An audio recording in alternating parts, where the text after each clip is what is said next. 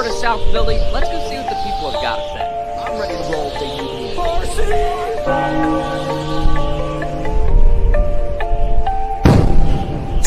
Now listen here, Dutch. Mets and the Cowboys, they suck.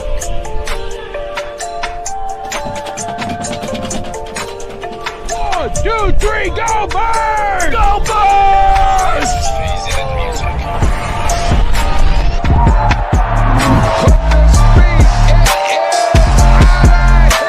What we got? 302BIRDS, Gino Stinks. Go Birds!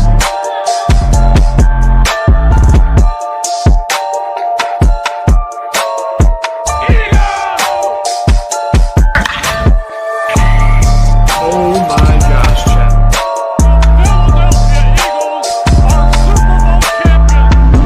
Your favorite Chicagoan. Go Phils. As always, God bless. Go Birds.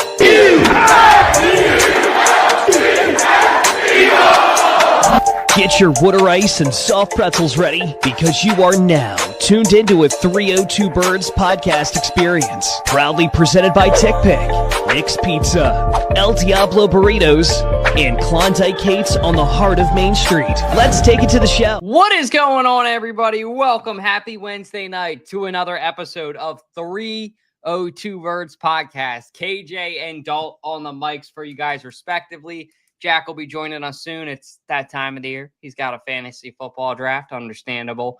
But we got a lot on tap for you guys. A lot of Phillies tonight because we are inching closer and closer to Red October playoff baseball. As you guys can see, KJ's pretty much in the Red October room over there, I'd say. Yeah, you got the Phillies LED light, the bar light, and I got the whole Phillies set up for the usual Phillies post game. So it'll be Eagles themed pretty soon, but it's going to be going back and forth pretty constant. So it'll definitely be going through some transformations pretty soon.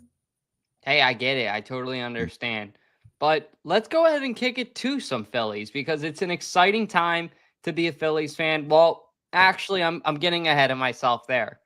Believe it or not, even though it's just KJ and I should have said this earlier, we got some call-ins for you guys. Let's kick it to our call-in segment, powered by El Diablo Burritos. If you guys haven't, check them out. What do I want when I'm in the state of Delaware? Of course, El Diablo Burritos.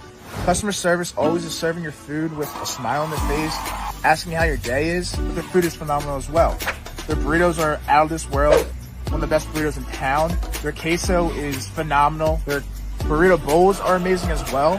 When you're in and around Delaware, stop by your local El Diablo Burritos and tell them that 302BIRDS sent you. God bless. Go Birds. Their queso is phenomenal, I will say. I will attest to. We actually were lucky enough to just renew a sponsorship with El Diablo for another term. So if you guys haven't, check it out. The call-in is actually still loading. Once it's loaded, I'm going to play it. But KJ, can you give me like a quick 10-second review? We've taken you to El Diablo. Yeah. What were your thoughts on it? Well, actually, I haven't been there yet. That's the thing. Really? I thought I we still took you haven't. once. No, I still have not. So I'm excited to definitely go to El Diablo and check it out. Because I definitely want to be able to say to all those Chipotle fans out there that El Diablo is way better than Chipotle and all those other Spanish eating places. So definitely. Well, there you go. Best Mexican food in Delaware. Go check out El Diablo Burritos. But thank you for that. Let's go ahead and kick it to our call. So my solution for this problem, it's pretty simple. I would bring in a guy like Asante Samuel Jr. on a 1-year prove-it deal, similar to the Isaiah Rodgers contract. And there's going to be a little bit of question because he's returning off of a neck surgery, and he did not play a whole lot last year with the Chargers because he was injured. However, he's proven that he can play, and he's only 25 or 26 years old, I believe. So this would be my solution for the question at the cornerback two position. Fly, Eagles, fly. Hey, this is the Moose, and I'm loose on 302BIRDS here. Well, in my opinion, Bennett will probably be the starter to start the season. Ringo is in his third year. He's a project. And once you hit 3 years, if you're still a project, I believe he needs to go. He's definitely not going to be the starter. So my opinion, my hunch is they're going to go with Bennett. He's been more impactful. He's had a better preseason than the rest of the guys. So that's what I got. So go Birds. Moose is loose. Can't wait for the season to start. Cowboys are going down. Hey boys, Chaos Chris here. I think that Adoree Jackson is going to wind up winning the cornerback 2 job out of camp. I think he's the one that's shown so far that he's the best currently. I do think that later in the year that Jacorian Bennett's going to be the one who will be the cornerback 2. He just got to learn the defense a little bit. He came in a little bit later to camp. But I'm not really too worried about the cornerback 2 spot because we got Cooper DeJean and go all over the place. And they got just a nasty defense besides that. So they're going to be fine, whoever their cornerback 2 is. As long as he's not burnt toast, they're going to be fine. It's going to be Jacorian Bennett. No matter what, I just think that Jacorian Bennett in his 1 game this year in the preseason versus the 2 that Keely Ringo and Adoree Jackson have both played, Jacorian Bennett outshined both of them. As long as he can stay healthy, he's going to be the cornerback number 2. He didn't allow a single touchdown on the Raiders last year. That's big. Honestly, Cooper DeJean went almost all season last year as well without allowing a touchdown. I think that's insane to have 2 players like that on the same defense. It's just going to be really, really fun to watch. And I think everybody's saying the defense is going to take a step back. I think we'll be just fine at cornerback number 2 with Jacorian Bennett. It's a fun question. It certainly is. So I will pose that same question to you, KJ McCoy. Who will be the other cornerback for the Philadelphia Eagles this season? Yeah, I mean, I think it definitely can be Jacorian Bennett. I think what we've seen from Jacorian Bennett, even from the Las Vegas Raiders, is a lot of he's a total ball hawk. He's a guy that can really he definitely knows where the ball is going. And I mean, he honestly plays that kind of coverage where he's on the wide receiver like glue, where like you don't really see him get burned that much. And I feel like he honestly is a guy that is just so he's so athletic as well that eventually he's going to get interceptions as well, which is going to make him a total ball hawk. And I think he's definitely going to mix well with this kind of Vic Fangio defense. And in this cornerback room, I feel like guys like that definitely can thrive in this kind of system. I don't mind the whole Asante Samuel Jr. idea. That would be really cool to bring Asante Samuel Jr. here, just like his father. I mean, his father was a great player here, definitely one of my favorites to watch growing up. So that would be really cool to see another former son of an Eagle become an Eagle again. But I do feel like Ringo is definitely struggling. These preseason games, it just seems like Ringo has been getting burnt, and he just seems lost out there. He went from having first-team reps to now having third-team reps. So that's a really big adjustment. That's a really big downgrade by him, and it shows that they are not really happy with what he is bringing to the table. So, I mean, I would think, honestly, Ringo, I mean, his name right now is really on thin ice.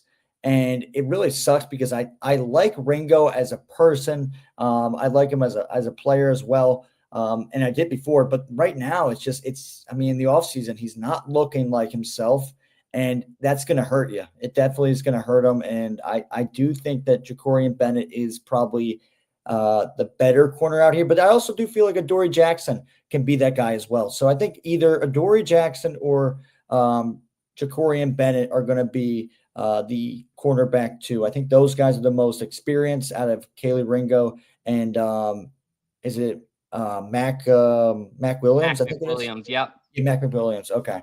Yeah, so I feel like those guys are more it's like a Marty McFly type of name right there, isn't it? Yeah, it definitely is. But I do feel like those guys are more experienced and they know what to do. So I think they're definitely going to give those guys the call up. Yeah, maybe we'll have to get Mac a Mac jersey if it ends up being Mac. There you go. We'll see. I'll say this. I love what you and Joe both said. I think Bennett's obviously the guy. We all have these parallels in our head for Bennett that are similar similar to Isaiah Rogers. Sorry, I just had one right now, like a That's So Raven moment, freaking zoning out over, having a flashback. But seriously, the value of that third cornerback for the Eagles in a year that they go to the Super Bowl, a year that they compete, is unexplainable. You had Patrick Robinson years ago. You had Isaiah Rogers last year. You had Avonte Maddox the year that they went to the Super Bowl and lost to Mahomes. So who will be the guy this year that is that third cornerback that is kind of the depth guy that kind of plays out of his expectation, that makes a couple of plays here and there, that really give the team a reason to keep him? I'm wondering. I really am. Let us know in the comments who you guys think it is. Let us know in the comments who you guys think it isn't and why. Shout out to Moosey. He's letting us know who it's not. And it sucks. I think everybody in Philadelphia really likes Ringo, really likes what Ringo brings to the table. What's up? Really likes Ringo. There he is. What's up, Jack? Really likes what Ringo stands for. But at the end of the day, Moose even said it best in his take. You can't be a project guy in your third year. So, Jack, we'll pose the same question to you. Who's the third cornerback this year in your opinion?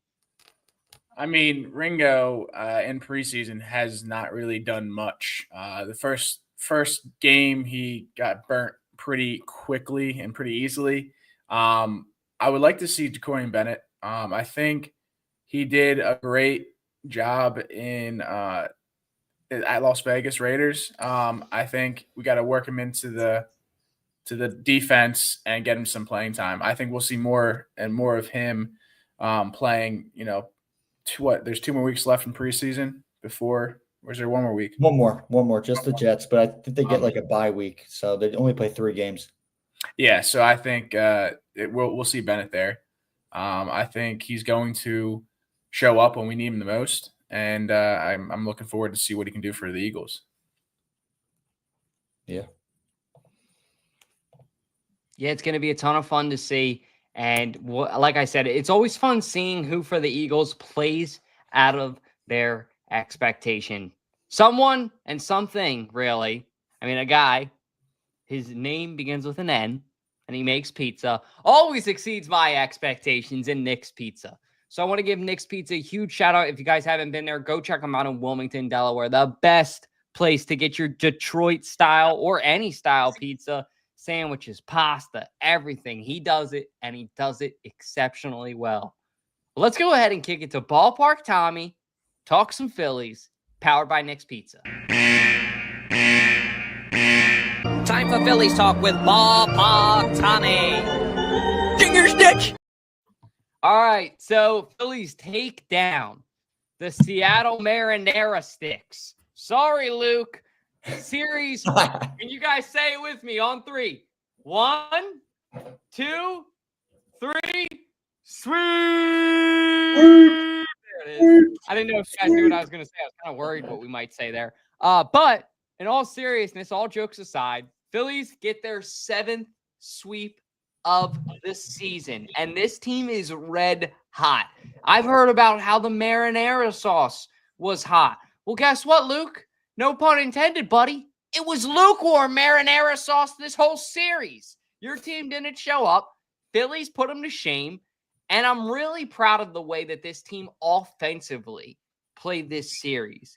They knew how to get the job done and how to win games when they didn't. Okay. And I'm very proud of that. See, even Siri loves the way that this team, I hear you, hun. It's a good thing.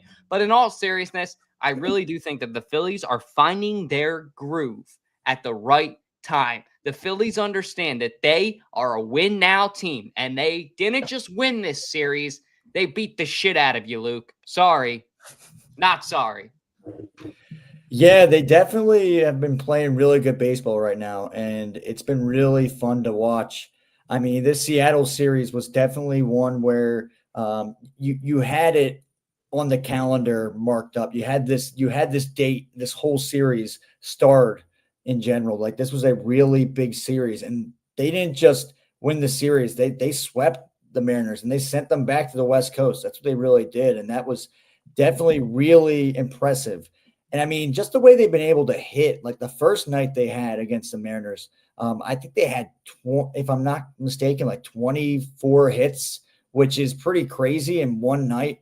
So that was pretty impressive to see. And then I think also with all the 3 games combined, they apparently tied a record that they had in 2007 for the most hits in a series for the Phillies. So that hasn't happened since 2007. I think it was something around what my good buddy Rome was telling me. I think it was, I could be wrong. Someone could correct me in the comments section, but I think it was like something 50 something. It's like 57 hits, which is pretty crazy for a three game series. It's not like it was a 4-game series, it was a 3-game series.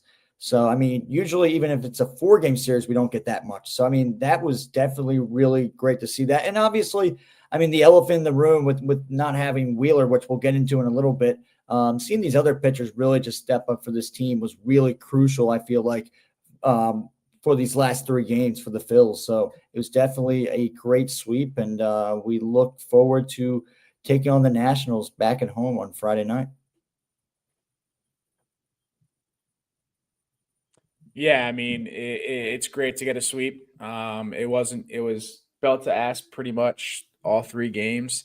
Even today, I was at a conference and I was just looking at the updates on my phone, and I saw it was like 2-2, and then next thing I know, it was 11-2. So this is good for us to get this sweep. I mean, the Mariners were second place in their division.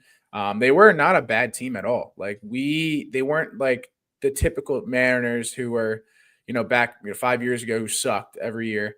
But yeah, this was a great game, and seeing these players perform, and I mean, Sanchez had 11 strikeouts last night. The pitching, knock on wood, has been phenomenal today or this series. So we got to keep it up. Like I said, it's nice to get the series or the sweep of the series, but we got almost a month and a half left until Red October. So we just got to keep this force going, because one thing that we always struggle with is our bats come postseason, and we got to keep going. And bats are hitting right now, and it's good to see that happening. I mean, Schwarber, obviously Schwarbomb pretty much every game. We had Bryson Stott hit a nice dinger last night, and it's good to see this team performing so well. And I'm liking what I'm seeing. Yeah, definitely. Liking what we are seeing for sure. One thing we haven't, it's been good that this team has been finding their groove, because we have had some negativity around the Phillies with some unfortunate news. Going to have to kind of be on a more serious note here with the show. I know we joke around a lot, but Zack Wheeler had something that honestly, like calling it like it is, just calling it like it is. It could be career ending. It really could. Blood clots are serious. And Zack Wheeler isn't just a great baseball player. He's a great dad, a great husband. He's a great brother, son, all those things. You know what I mean? Like, he's a great human being. So his health is going to be the top priority right now. It's not getting out there to play baseball.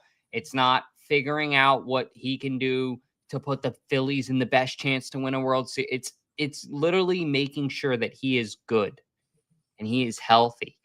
Blood clot in the shoulder is a serious thing, and I'm really glad he went to go get checked out. I will say this. I do think he will take the field again. I know his personality watching him the past couple of years. I know the mentality he has. He's a competitor. We all know that. We've all seen it. That's how he was a Cy Young competitor, for God's sake. But now he's out for pretty much the rest of the season. He is out for the rest of the season with this blood clot. Like, they really have no option to bring him back, because Red October is a month away, guys. Like, it's here. You know what I'm saying? It's pretty much here.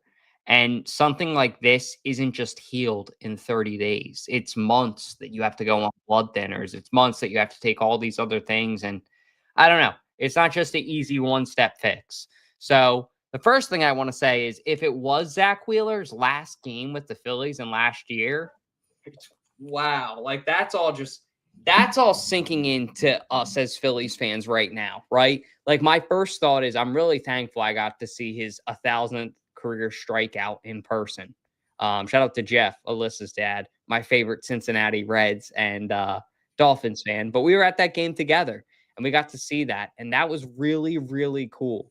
But man, I just really had in my head this picture of him coming out on the mound, Red October this year, Rooster blaring. You know what I'm saying? And he just had this like chip to him, this certain edge. And I think he still is going to always have that, and no matter what he does, because he's a competitor. But I really thought in my head that he would be playing for the Phillies this Red October. So prayers up to Zack Wheeler. That's the first thing. And then the second thing is I think he'll be back. I think it won't be until next year, though. I don't know what kind of capacity, but I do think he'll be back. Yeah, it definitely is a huge loss for this team. I mean, it's a very it's a very gapping hole of a loss. I mean, obviously, I've been seeing a lot of Phillies fans be like, all right, you know what? I'm just giving up right now. And I've seen a lot of people being like, okay, the sky's falling. Like, this is just, we're done. But then we had this great series with the Mariners and kind of showed that, like, I mean, you hear the interviews from guys like Bryce, you hear from Trey Turner, who finally hit a home run at Citizens Bank Park, and you kind of hear their voice. I mean, just the tone of their voice, like they're angry, not at Zack Wheeler, but they're angry with how many people are doubting them, with how many people are low on them in general.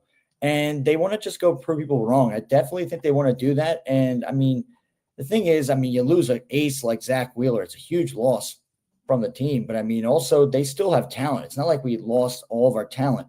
We still have a lot going for us. And I still feel like we can still do something, because also the crazy thing is the Dodgers last year, they won the World Series. A bunch of their pitchers did not play in the postseason or like most of the regular season. So when someone went down, someone stepped up for them. And I think right now we're kind of seeing that with guys like Christopher Sanchez, who is striking out. He had 11 strikeouts, which was sensational to watch. And we're seeing also guys like, I mean, you're also seeing guys like who are in the bullpen, who like Johan Duran. He's doing great as well. I mean, he's closing out games, and I mean, just the confidence that that guy has. I mean, every time it just feels like he's going to end a game with a win under his belt. So I definitely was very shocked and worried at first with Zack Wheeler going down.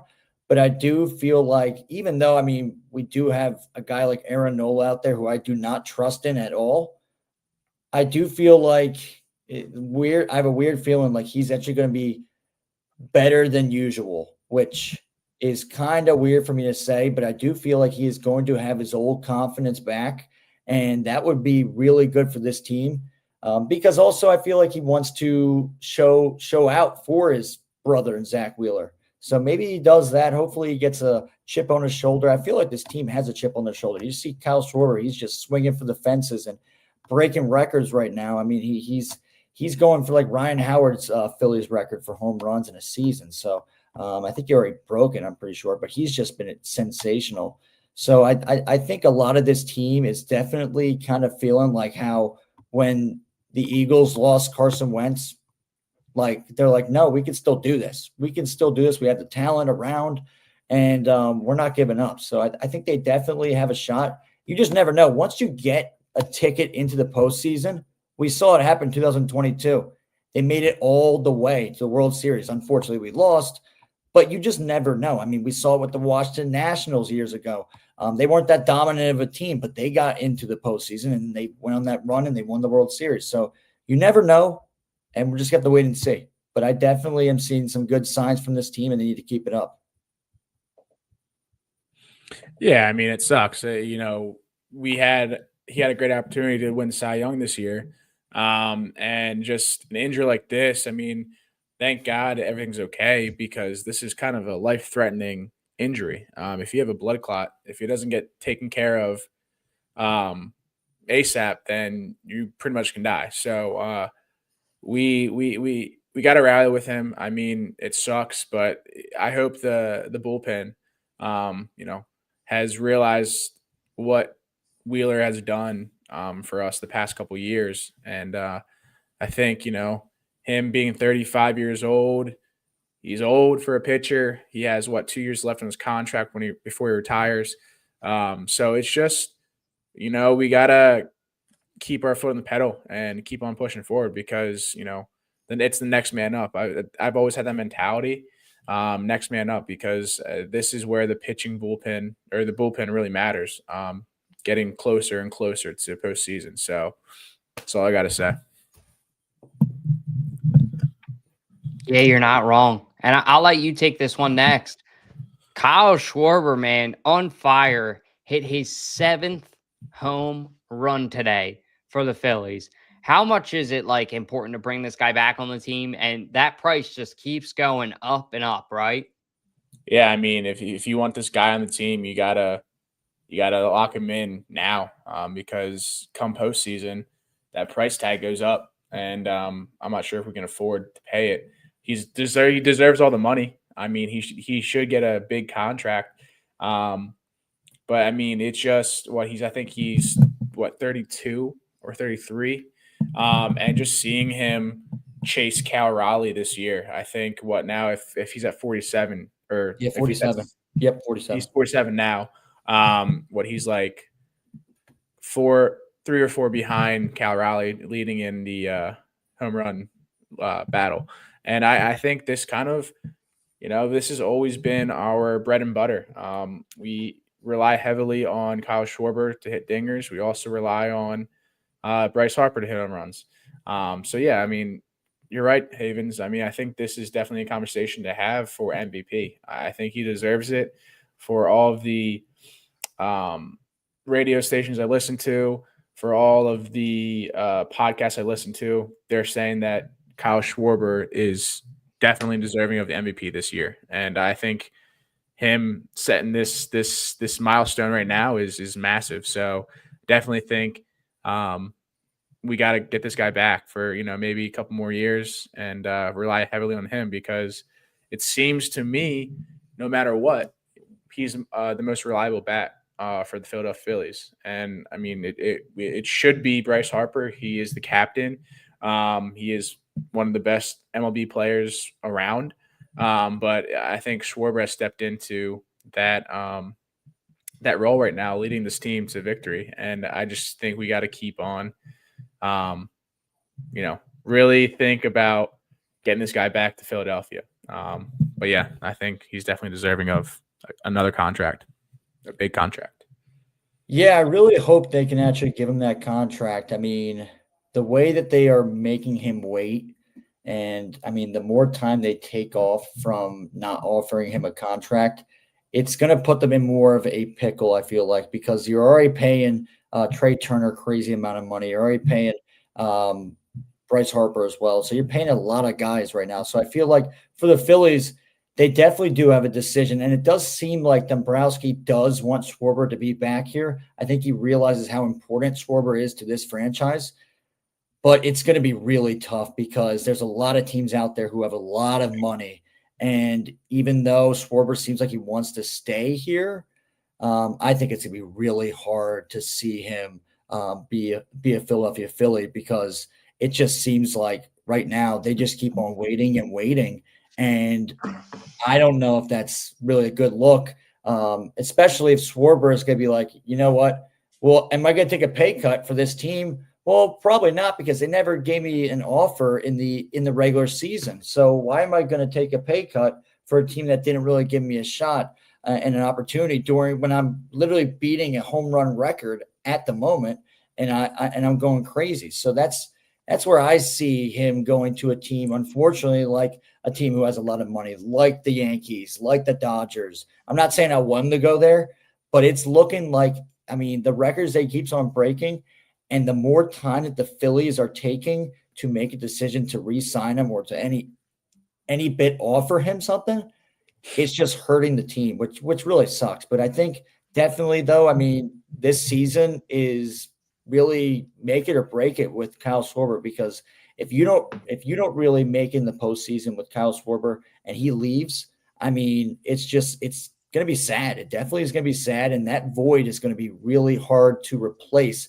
I don't think you can replace that. I really don't. I mean, I know Bryce is insane, and Bryce is really good at times, but then there's some days where he's not that good, and sometimes where he won't hit a single ball, and he'll be swinging for the fences, and he's not getting a lick on the ball at all. So definitely Kyle Schwarber's consistency has been insane. I've never seen anything like it, and it's just been remarkable to watch.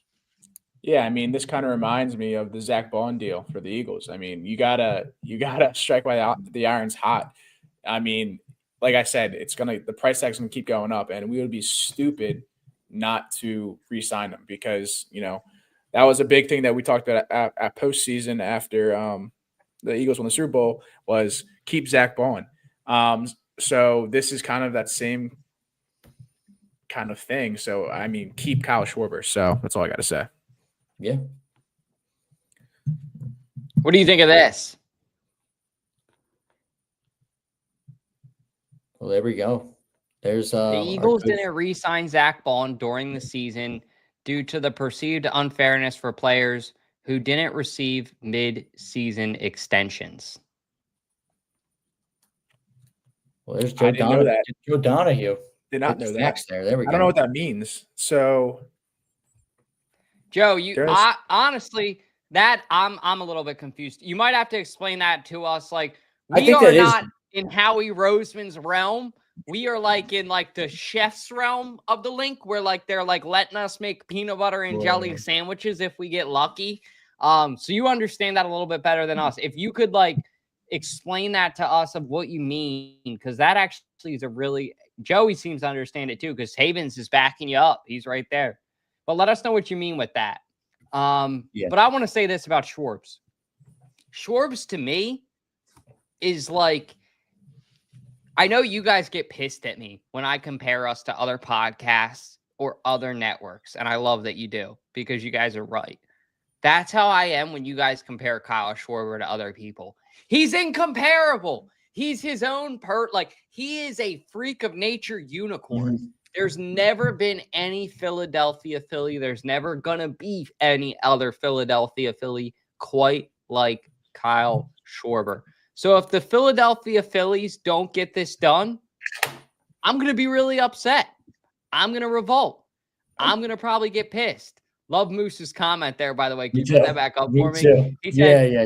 He said, explain it to us like we are third graders. If that's not out of the office of Michael Scott, I don't know what is. Oh, wait, I guess Joey Havens is explaining. They can pay Schwarber midseason and let Real Muto wait is how I took it, basically. Yeah. Oh, I mean, sense. I would like to pay a guy mid-season and let someone else wait. Like, it's nothing against Real Muto or other players that they would wait that are mid-tier. But Schwarber is that guy. Bond was that guy. We saw it. When certain players prove that they're that guy on your team, it's almost undeniable that you need to extend them. And this one's just a no-brainer.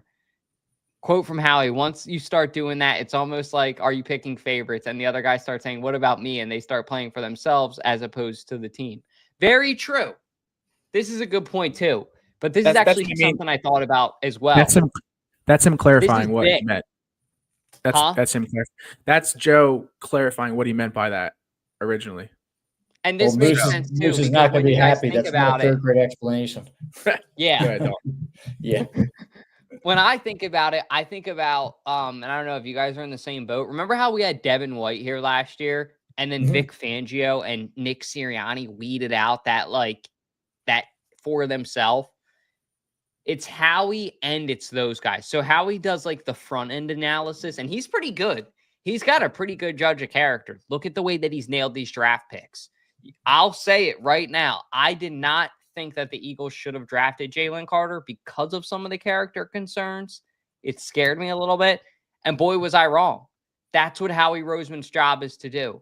But then on the back end, if anybody kind of gets through that funnel of Howie Roseman, like Joe was talking about too, the cool part is that we have Vic Fangio now who's going to weed them out. But we're going to get to Eagles here in a second, so stay tuned because we got our preseason preview and a ton of Birds talk I'm excited for. But let's talk about Alvarado returning to the lineup. So I love that Joey put this up here. This is the first question in the room. Are you going to boo Alvarado? I'll say this. Yeah. No, I'm not. I love Jack's face. But it's radio, man. You got to ask the question sometimes. As Moose says, Moose knows in WWE, sometimes you need a heel. And this is a heel question right here. No, I will not be booing Alvarado because Alvarado was just doing something about his weight. And if you looked at the way Alvarado was pitching statistically before all of this, he was locked in. He mentioned it. He felt lighter on the mound. He felt like he had more balance, and it showed. He was pitching better. His ERA was better. He was more confident. The pitches looked faster, smoother, the whole 9 yards. So I will not be booing him. Am I upset that he can't participate in the postseason? Yeah. Does it mean that I think that he's worthless? No. Here's why. You just lost Zack Wheeler. So you're going to need all the help that you can get right now. If this guy can come in and play a little bit of baseball right now, awesome. And here's the thing, too, if I'm the Phillies, right, looking at this business-wise, if you know that he's only able to play in the regular season, you want to get as much out of this guy as you can, right? Like I would play him a shit ton in the end of the year because it's like, give everybody else a chance to rest, give them a chance to recuperate. But no, I will not be booing Alvarado. Jack, will you be booing Alvarado? Absolutely not. I think it is stupid if you do. He didn't really do anything wrong. He just maybe took a Ozempic or something like that to lose all this weight, not knowing. I mean, if you're gonna boo him, you should boo the medical guys for Philadelphia because they do these tests, and you would think they would say, "Oh, you can't be taking this supplement or whatever it may be." And here's the thing. Jose Alvarado, we used him as a closing pitcher. He's not a closing pitcher. He is a reliever pitcher. We have a closing pitcher in Duran. And I think, get as much, they mentioned in this conference today, squeeze as much out of that orange as you can and set us up for success pre-postseason. That's what we need him for. I mean, please tell me why you would boo him in the comments if you're one of those fans. But I just think, yeah, exactly. Havens right here, baby. Yep, exactly. Boo Romano, not Alvarado. Yeah. But yeah, I will not be booing Alvarado at all. Bottom line. Yeah, if you are booing Jose Alvarado, save your booing for freaking Ray Jordan Romano.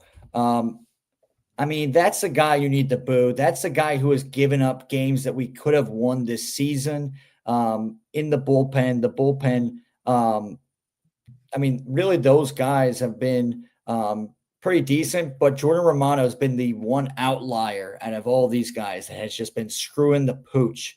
And I cannot stress enough how bad he is. So please just boo him. Alvarado, as Jack was saying as well, he was trying to lose weight. He was not trying to cheat his way. He was not trying to A-Rod it. He was not trying to Manny Ramirez or anything like that. He was really just trying to help this team and try and help himself and try and lose a couple pounds. I mean, I don't see what's wrong with that. I really don't.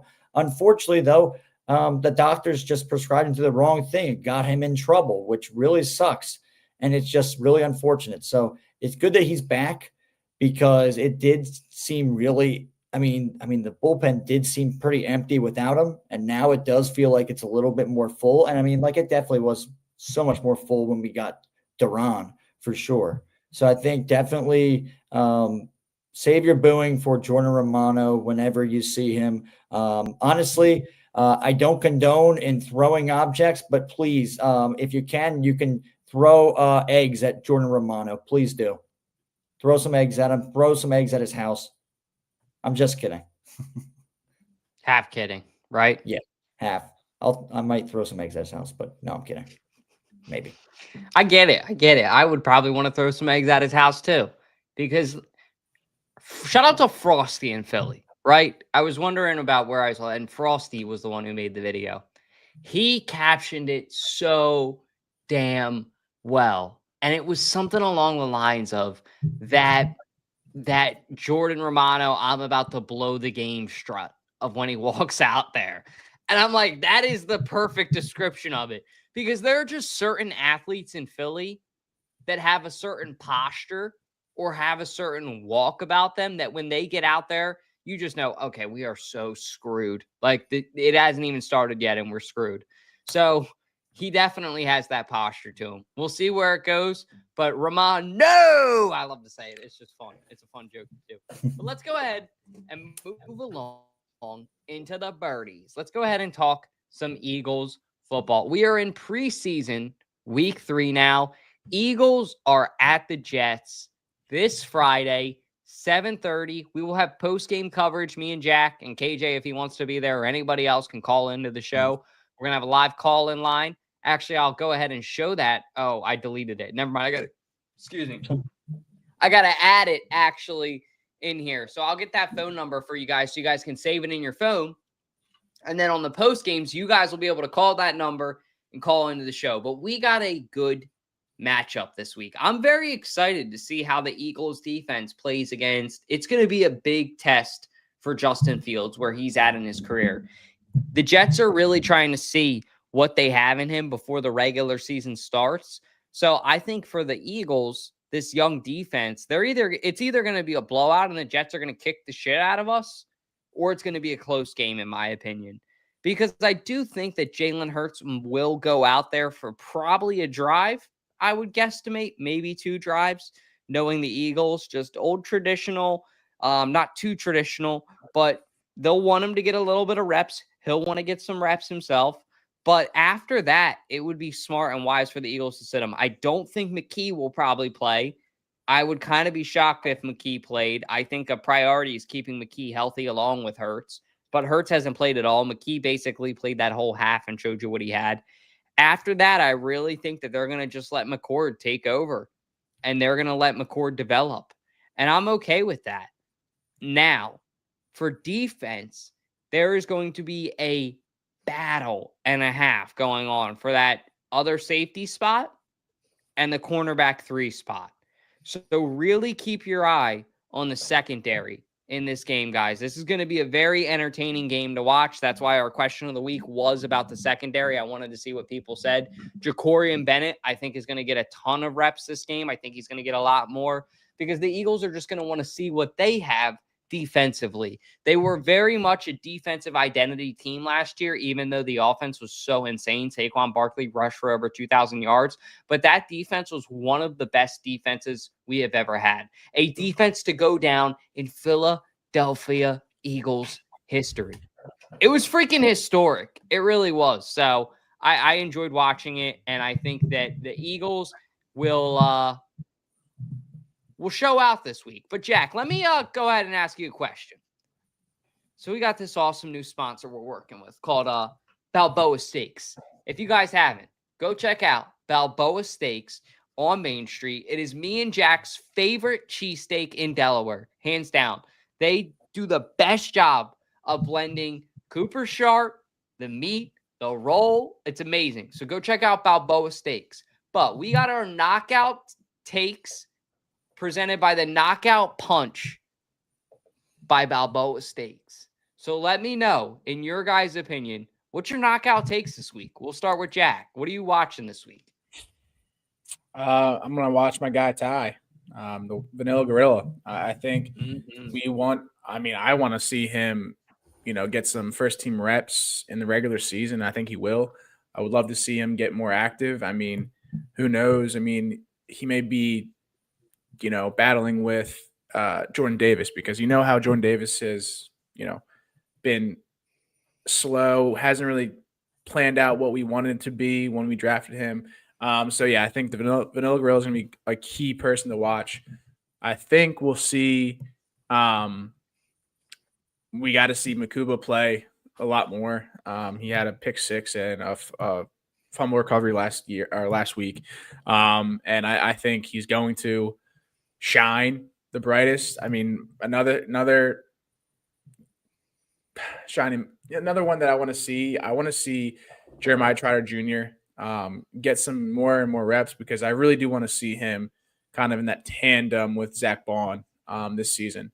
I think he has what it takes It's just a matter of, okay, well, dude, you got to do your job. This ain't pee-wee football. You got to show up and show out. And I don't think we'll see Jalen Hurts play. I think we should, but I don't think we'll do that. We haven't done that for forever. So, but yeah, I mean, Will Shipley, I think we'll have, Tanner McKee's going to be QB2. I want to see Kyle McCord play well. He did so well in college, and I think he's a good quarterback. He just hasn't really shown it, so that's kind of what I'm looking for. So Kyle McCord to play well, Vanilla Gorilla to show up again, Makuba to show up, and yeah, I mean, Jeremiah Trotter Jr. to really kind of set in stone that, he deserves to be on the starting role. All right. Yeah. None of that was a knockout take. I need a stat. Give me some, lay something on the table, Jack. Let's hear it. 2 touchdowns from McCord, something like that. What are you feeling? A pick for Trotter Jr.? Yeah, no. I want to see Kyle McCord have 2 touchdowns. I want to see Darius Cooper score 1 of those touchdowns. And I want to see Jeremiah Trotter Jr. to get 1 sack. Yeah. I like it. There it is. I'm hoping that yours is right too. What about you, Mac? I'm going to say that I think Jalen is not going to suit up at all. I agree with what Joe Donahue said from Bird Nest Media. I don't think we're going to see Jalen Hurts one bit. I mean, we're going to see him as like Coach Hurts on the sideline with the headphones on and the whole Eagles tracksuit on. I mean, that's what we're going to see. We're not going to see him with the helmet on. We're not going to see him with the pads on. It wouldn't make any sense at all to take that kind of risk and potentially injure Jalen Hurts. That would just be really stupid, and I don't agree with that decision at all. I think you would have a lot of really worried and pissed off Eagles fans if something happened to him. But I do feel like this team, I mean, definitely is a preseason game. They're going to see what they do. I mean, I don't know. Are they actually, is it official they're going to play Justin Fields for the Jets? They already say that they're going to play him? Or are we just like, I haven't looked, but I would assume with Justin Fields and the position that he's in, if I was the Jets, I would. But I don't know if he is gonna, but I would assume that he's probably gonna be starting, if not getting at least a drive or 2 at minimum. Maybe, yeah. We're gonna have to wait and see. I don't know. I mean, I don't know. It is really like the last game where, I mean, a lot of these players, they're trying to make the team or really trying to make a name for themselves. So I do feel like with Johnny Wilson going down for the Birds right now, and I mean, we did get an addition of a wide receiver in John Mechie, who we'll get into in just a little bit. I do feel like this gives a really good opportunity for a guy like Darius Cooper to make the team. I do feel like Darius Cooper is showing that he can be an NFL player. He can be an NFL wide receiver, if not here, then somewhere else. But I do feel like he's going to have a pretty decent game. I also feel like a crazy stat would be that Jahad Campbell's going to get an interception. I feel like he's going to get an interception. I feel like he nearly had one the first game. So I feel like he's actually going to get one this time. Or maybe he gets a sack. We'll have to wait and see. But I do feel like that would probably be my punch, my Balboa's punch move, I guess you could say. Yeah, your knockout take. All right. Yeah, knockout punch. Did you just say punch move? Segment is going to be called the knockout punch. My bad. I'm sorry. I don't know why I said punch move. And it's going to be called a knockout. I know. It came out the wrong way. Like it honestly did, and I was like, okay, that's not right. That's not right. It's okay. God. Don't worry. Once we get, and we're going to, me and KJ are actually going to go there. I'm going to get KJ to try it, and we're going to do a food review. So stay tuned. He's going to like it a lot, I think. But he's going to get to try Balboa's, and we're going to also film the part for the segment on the show. So stay tuned for that. But my knockout take this week, I'm going to say this. I think that,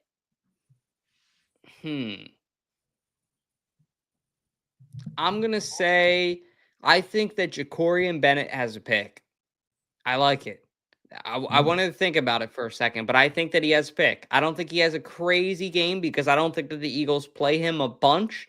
I think he maybe plays the first half, but I think he has a big play in the game that shows the Eagles that, like, okay, there's sparks here. There's a lot of potential here. It shows why Howie brought him in. So I'll say that Bennett makes a big play. That's my knockout take. So stay tuned. If you guys haven't, go check out Balboa's Steaks right off Main Street. Best cheesesteaks in Delaware. You won't be sorry. And that's what we got for the preseason segment. But moving along now to our last segment of the show and of the night. John Mechie's an Eagle. A really surprising move here. So I'll go ahead and let KJ take this one first and then Jack. But very surprising at first, right, Mac? It really was. I mean, I was shocked when I heard the news. We actually heard the news in our group chat from Mikey D, and he was like, yeah, John Mechie's an Eagle. And I'm like, wait, what? John Mechie's an Eagle? I mean, out of nowhere, this was shocking. I would have thought that we would maybe trade for a guy like Trey Hendrickson. That was definitely a name that was definitely hovering around. I definitely felt like, I mean, they still can make a move for him.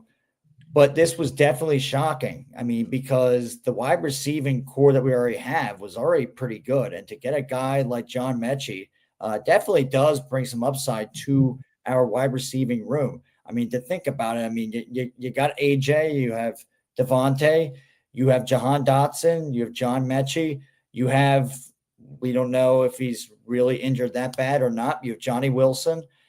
You have, it looks like Anaya Smith might not make the team, but we'll see if he does. And then I think I'm forgetting someone else, but Darius Cooper is pretty much on the radar, I would say, for being in that rotation. But if he doesn't make the team, he definitely is going to get picked up by somebody. He's just way too good, I feel like, to be a guy that's not on an NFL roster. But I do feel like the addition of John Mechie is really good. It's a really good addition. He's a guy that really I mean, his rookie season, obviously, it was surrounded by, his diagnosis. I mean, that was really his, he got leukemia, which was horrible to hear. And obviously he didn't play his rookie season. And that was definitely tough for him. And then the next season he comes out with the Texans, doesn't have that good of a season, but he definitely showed some, a lot of potential. He definitely showed that he can really be a pretty good red zone receiver. I feel like he can be like a guy that can go up there and get the ball, kind of like a basketball type of player, a guy that can really box out and really can catch in traffic. So that's what I really have seen from John Mechie. And honestly, too, I mean, to see him reunite with Devontae Smith, I mean, those guys are like best friends. I mean, that's pretty cool. I mean, for Howie Roseman to be able to reunite a lot of these guys with that have friendships outside of the team and stuff like that, it's pretty cool. He's really trying to make this kind of brotherhood and kind of family, which is really cool to see. And if you think about it, it definitely helped out with our success from last season. So I think it definitely is a really good move, and it was definitely shocking, but I like this John Mechie move a lot. Yeah, I mean, it definitely was surprising, right? I wasn't expecting that. That wasn't on my radar. What we traded a Harrison Bryant and then a 5th-round draft pick in exchange for Mechie and the 6th-round pick. So we kind of got Mechie for nothing.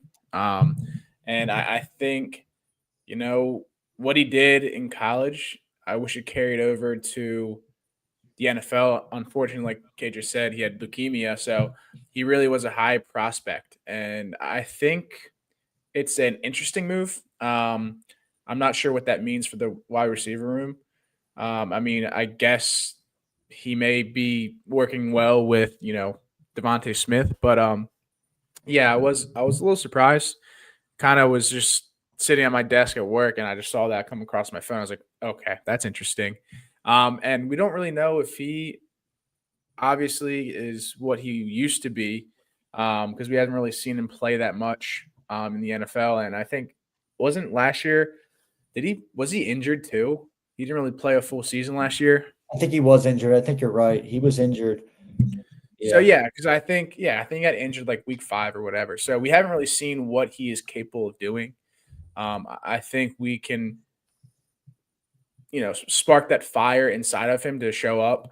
But I mean, I like it. I mean, all in all, I like the pick. I was high on him when he was in college. I watched his highlights, and I really think he could be, a helpful receiver for us in the long run. Just depending on, how Jahan Dotson, if he's going to be wide receiver 3 this year, or if we're just going to work someone in there every so often. So I'm really excited to see what we can do, and interesting to see what he's capable of doing for the Birds. And before Dolk goes to his point, here's some crazy things about John Mechie too. People don't even realize this. He's not actually even from America. He's from Taiwan. So that's the crazy thing. He's from Taiwan. You can search it up. Swear to God, his mom is from Taiwan. And the thing is too that he said recently that he already feels like he's at home, which is pretty crazy to hear from a guy who's like, I mean, that's pretty crazy. It definitely, I mean, that's the crazy thing for him. Wait, what? Oh, never mind. I feel like that's pretty crazy for a guy who, I mean, coming from a place like Houston, like the Houston Texans, who's a pretty good organization. And then now coming to the Eagles, I mean, he's already saying that he feels like he's at home. And I mean, that's pretty dope. I mean, it definitely feels like it's already Philadelphia is very much like Taiwan. Well, that's not what I'm saying. That's not what I'm saying. I know what you meant. Yeah, I know what you meant. Thank you, Jack, for not taking it like a third grader like Dalt was in the backstage. No, he knows what I meant. Jack knows what I meant. I saw you doing those motions and whatever. I don't know what you're talking about. I don't know. Yeah, what nothing. I don't think this is also I don't think this is gonna mean anything at all. Yeah, he didn't, and I just want to speak on that too. There have been other friendships I feel like that Smitty's had on this team with other players that he hasn't gotten upset. Like it goes both ways. Same thing with Smitty. He said he's when joking. Julio Jones came. Oh, he's joking. I thought he was. Woo! But that does bring up a good point, though. It does bring up a good point because even if he is joking or if he's serious, you take reps away.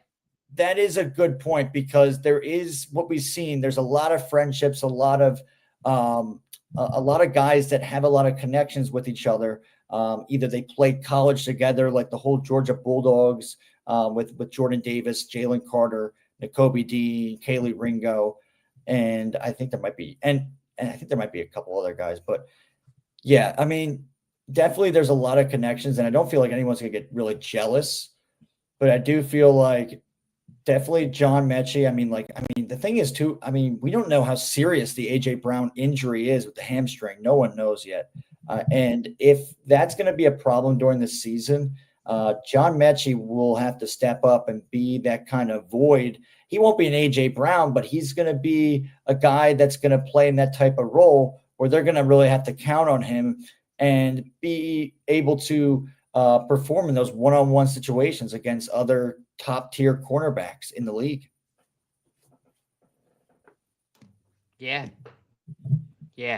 I don't really have much else to say. Everybody kind of took I don't want to, verbatim say the same stuff. What I will say is this: I am very excited to watch him play. I think that also the other thing I might say, two things really. You may see him fill a role on special teams, seriously, because he could excel there with being kind of the versatile player he is. Maybe they put him on special teams with him being a fifth string wide receiver. The other thing I'm afraid of, now I know that both the Eagles wide receivers are locked down in Devontae Smith and A.J. Brown, but the fact that they have Jahan Dotson and John Mechie behind A.J. Brown and Devontae Smith is a little bit scary to me because you never know with Howie Roseman. Micah Parson rumors are going crazy right now. I don't think that there would be any package that Howie would just hand the Cowboys those guys. But if you bring a player like Micah Parsons on the Eagles right now, it's game over. It's game over. I'm sorry. The question is, what's it going to cost to give up to get Micah Parsons? That's the thing. And apparently the Packers just offered a very good package, and they were rejected. They couldn't get the deal done. I think it was actually a package of a couple first-round picks. It was two first-rounders.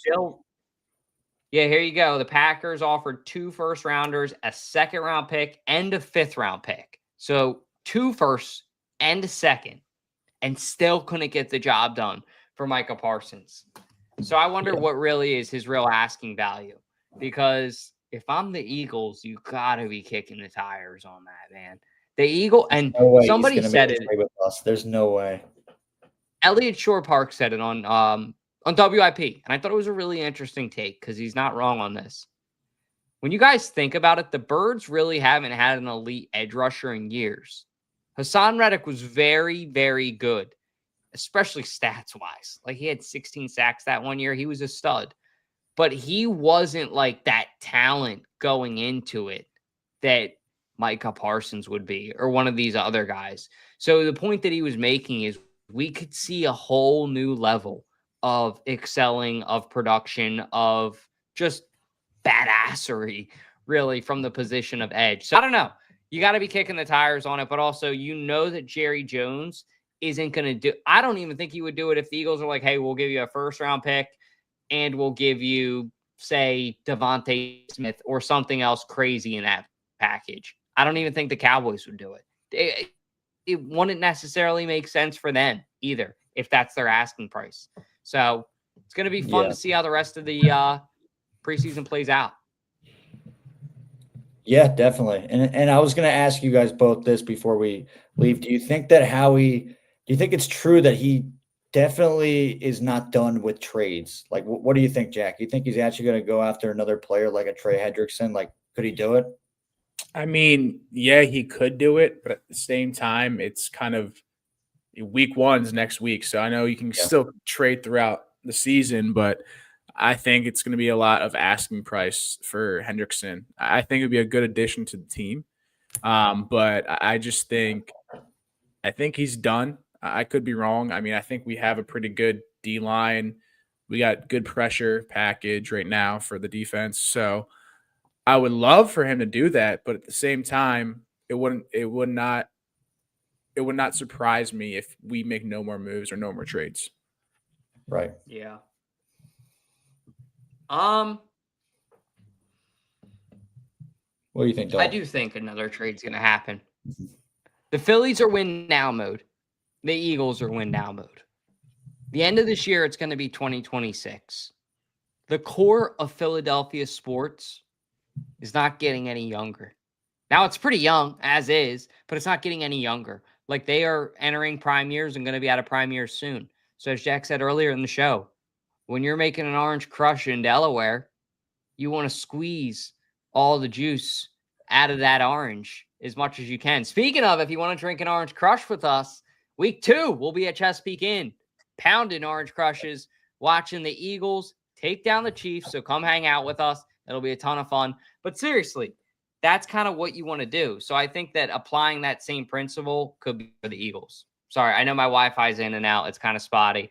I think that the Eagles should try to make whatever kind of trade they can to get the best edge rusher that they can, and also get as much depth as they can defensively. I think offensively they're stacked now. Like they've done everything that they can offensively. Once everybody gets healed up on the offensive line, they'll still have depth. They brought back Pryor. Pryor knows the system too. Wide receiver group, Mechie, that trade being like a 5th string wide receiver, that speaks for itself. You know what I'm saying? And then on top of all of that, you got the running back room, who's exceptional in Saquon Barkley, Shipley, Dillon, and I think honestly Darius Cooper could slide into the running back room and to the wide receiver room, mostly wide receiver room. But you may see him in some formations be utilized where it's like, hey, this dude can work out like this. We're going to try to get him on a screen pass and let him do his thing and get shifty with it. So we'll see. But what about you, Mac, really quick? What do you think? You think Howard's done? I feel like, out of all the teams already, we've done 3 different trades already, which is pretty crazy. I don't remember the last time I've seen a GM really do that quickly. We traded away C.J. Gardner-Johnson. And then we did the trade to get what was it? I'm trying to think what else. There was also, the John Mechie trade, but there was another trade that I'm forgetting. I swear there was another one. What's his face? Jacorin Bennett. Yeah, Jacorian Bennett. Yeah, so the Jacorian Bennett. So we did 2 trades with the Texans, and then we did one with the Raiders. So I do feel like they do have something up their sleeve. I don't think it's Micah Parsons. I don't think we're ever going to see Jerry Jones try and give the Eagles anything like that. And also what the Moose said in the comments, I mean, no Dallas Cowboy has come here and been successful. I mean, DeMarco Murray is a perfect example. Miles Austin is a perfect example. Orlando Scandrick. I can keep on going. Seriously, that there's a lot of former Cowboys that have not worked out here. Kind of like the same thing with former Mets that don't work out with the Phillies, except Zack Wheeler, But I mean, it kind of goes with that. But I'm still on the train. I do not want anything to do with Micah Parsons. I think they're going to keep on getting offers from teams, and Jerry Jones is going to be like pressing that big button that says denied, denied, denied. And it's just going to keep on happening because they're going to give him some contract and they're going to re-sign him. So that's what's going to happen. They're just making this big, and that's what Jerry Jones was saying. This is a soap opera. Our football team is a soap opera 365 days of the year. And that's what he's doing right now. He's making people. He loves it, though. Yeah, he does. He loves it. So right now, the product on the field is not as good as he wants. So you know what? Off the field, he's making all this controversy with Micah Parsons, everything like that, and making him put up these Twitter posts. Not really, but he's doing it. He's making him pissed off enough that Micah's getting pissed and making these Twitter posts saying goodbye to Cowboys fans and the Cowboys organization. But they're probably going to re-sign him. I think that's what's going to happen. They just did it with Terry McLaurin with the Commanders. They were able to figure it out. So I really don't think that I don't think Micah will ever come here. I don't think it's happening. And I think that he is going to be a Cowboy. I mean, not unfortunately, but I really don't want him either. I think we're fine without him. He won a Super Bowl. I get that. Yeah, a lot of people don't like his quality. I hate it, and I'm a Penn State fan, and I hate it. I'm a Penn State fan, and he's my least favorite Penn State player of all time. He's my least favorite. Oh, those goddamn Irish. Fucking Irishmen. Oh, the Irish. Yes. Go Irish. Yeah. Lucky the Irish. But yeah, no, I don't want Parsons though. Yeah. Or as Joey said in the comments, Michael Parsons, shout out to Jerry Jones, not even able to get his star player's name right. Like, how fucking senile are you, dude? Like, this dude, you're about to literally hold out, and then you're gonna like buck up on August 31st or whatever and shell out all this money for him and pay the dude that you can't even get his damn name right. Michael my God. It is like a soap opera every day of the year. It is. And Philadelphia Eagles fans love it. We're tuned in. We watch every night. It's like General fucking Hospital. What room is Jerry Jones going to be in today? Oh, every single one of them. Because the Cowboys find a way to screw it up year after year after year. And I love it. It's amazing. Yeah. It really is. Sorry, I just had to get passionate about it. Oh, no, maybe I'll have to flip that. We are always down for hearing more Cowboys slander. I mean, that's what we live and die for. Hey, it cracks me up. We got to get some smack talking pre-week 1. Cowboys Chris on here. Stay tuned. I think so. I think that is in the horizon. Me and KJ will have to hit him up.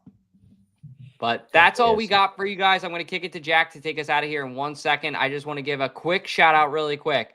We are partnering with Fusco's Water Ice. So if you guys haven't, go into Fusco's some point this week. Tell them 302 Birds sent you. Your boy Dalt, your boy Jack, your boy KJ would really appreciate it. Everybody on the pod would appreciate it.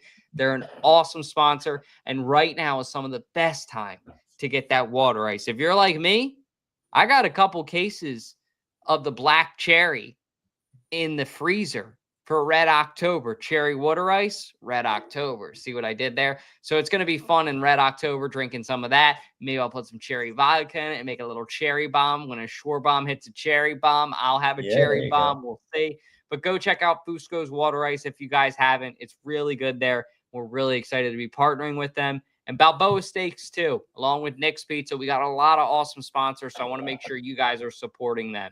We got a coffee coming soon, too, so stay tuned for that. But if you guys haven't, be sure to like, comment, subscribe. All those little things really mean a ton. And other than that, I'm done advertising. Jackson, take us out of here and have some fun. Yeah, no, shout out. Like I said, I was in a conference today, met with a lot of nice people, and I mentioned after I did my whole business spiel about what we do as my company, I mentioned about the podcast, and a lot of them tuned in tonight from meeting them tonight. So I appreciate you guys tuning in. Appreciate the support. I'm going to be Thank very you, office people. Thank you. Thank you. I'm going to be very quiet because I'm in a hotel room. So that makes Is sense. Zepp there? Is Zepp in the hotel room? No, he's back home. Okay. Without further ado, hey Josh, it's an outro, not an intro. I don't think he heard you. Hit that motherfucking outro.